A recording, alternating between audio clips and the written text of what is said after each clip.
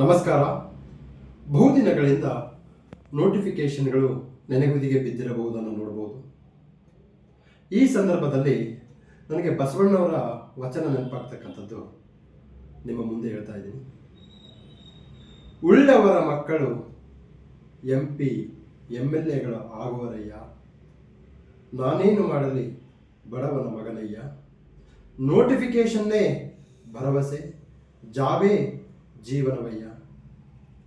ಅಯ್ಯ,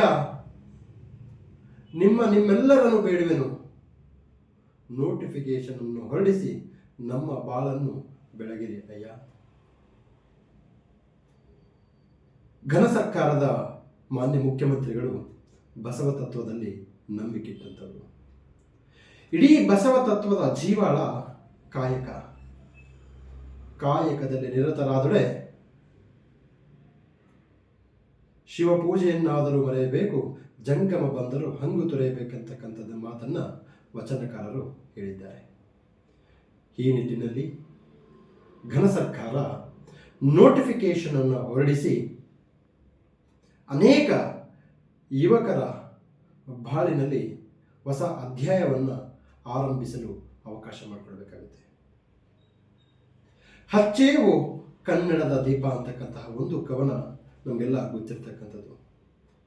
ಕನ್ನಡದ ದೀಪ ಹಚ್ಚಬೇಕು, ಸಿರಿನುಡಿಯ ದೀಪವನ್ನು ಬೆಳಗಿಸಬೇಕಂದ್ರೆ ಮೊದಲು ಕನ್ನಡಿಗನು ಕಾಯಕದಲ್ಲಿ ನಿರತರಾಗಬೇಕು.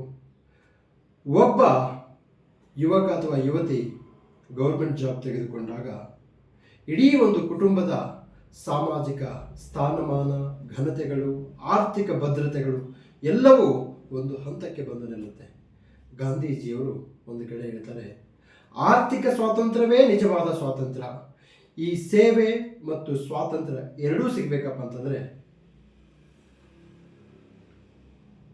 ಯುವಕ ಯುವತಿಯರಿಗೆ ಜಾಬ್ ಸಿಗಬೇಕು. ವಿಶೇಷವಾಗಿ ಈ ಒಂದು ಸರ್ಕಾರಿ ನೌಕರರಿಗೆ ಟ್ರೈ ಮಾಡ್ತಕ್ಕಂತಹ ಭಾಗ ಉತ್ತರ ಕರ್ನಾಟಕದವರು.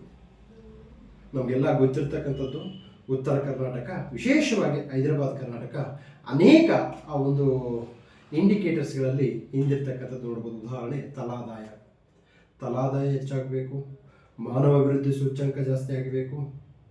ತದನಂತರದಲ್ಲಿ ಈ ಒಂದು ಜಿಲ್ಲೆಗಳ ನಡುವಿನ ಅಭಿವೃದ್ಧಿ ಅಂತರ ಕಡಿಮೆ ಆಗಬೇಕಂತಂದರೆ ಅಲ್ಲಿನ ಯುವಕ ಯುವತಿಯರಿಗೆ ಜಾಬ್ ಸಿಗಬೇಕು. ಇದುವೇ ನಿಜವಾದ ಅಭಿವೃದ್ಧಿ. ಸೊ ಇಷ್ಟು ಹೇಳ್ತಾ ನನ್ನ ಮಾತಿಗೆ ವಿರಾಮ ಆಗ್ತಿದ್ದೇನೆ. ಆದಷ್ಟು ಬೇಗ ನೋಟಿಫಿಕೇಶನ್ ಆಗಲಿ ಅನ್ನೋದು ನಮ್ಮೆಲ್ಲರ ಹಾರೈಕೆ, ಬಯಕೆ ಮತ್ತು ಆಶಯ ಕೂಡ ಹೌದು. ನಮಸ್ಕಾರ.